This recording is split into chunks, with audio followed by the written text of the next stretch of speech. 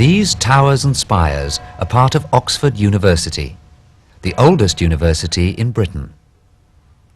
Students have been coming here for 800 years. It began in the 12th century with small groups of teachers giving lessons in churches. Today, the university is a federation of 35 colleges, with hundreds of buildings and a total of 12,000 students. It's a place of young people and old traditions. Here, teachers are called dons and still wear black gowns. Students are taught one-to-one in the Socratic tradition. At the university library, you can still see notices written in Latin, the ancient language of scholars.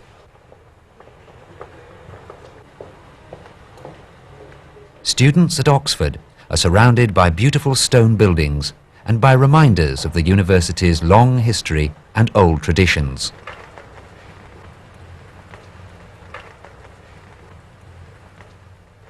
This is Hertford College, one of the smaller colleges in the university. About 200 students live and work here. But life at Oxford is not all work. There are clubs and societies for every interest and every kind of sport. This is croquet, which began as a French game, but is now more popular in Britain. The Sheldonian Theatre, used for concerts and university ceremonies.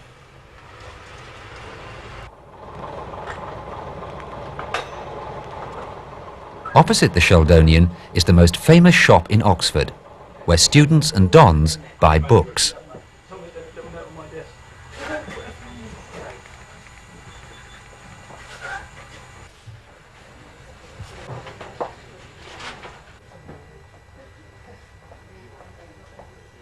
There are books on every subject, and one of the largest book rooms in the world, with 7 kilometres of shelves.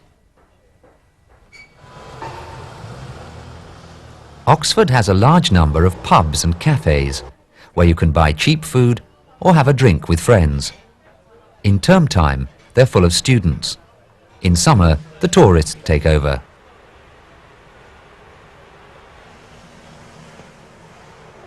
Two rivers flow slowly through the city and past the colleges.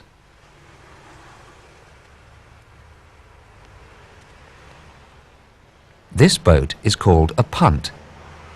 If you visit Oxford or Cambridge, you should try punting on the river. It's fun, but it's not as easy as it looks.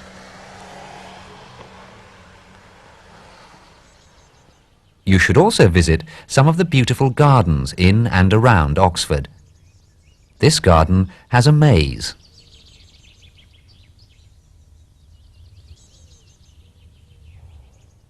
First, you must find the centre of the maze.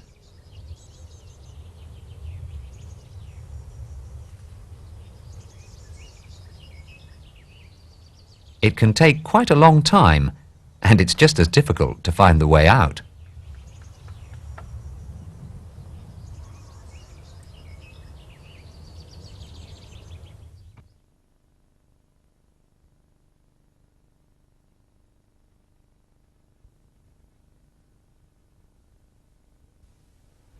North of Oxford, the River Avon runs through the town of Stratford-upon-Avon, the birthplace of England's greatest poet and dramatist.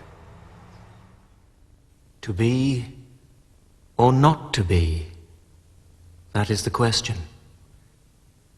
Whether 'tis nobler in the mind to suffer the slings and arrows of outrageous fortune, or to take arms against a sea of troubles, and by opposing end them. William Shakespeare spent most of his working life in London, but he grew up in this house in Stratford, and he returned to Stratford in his old age.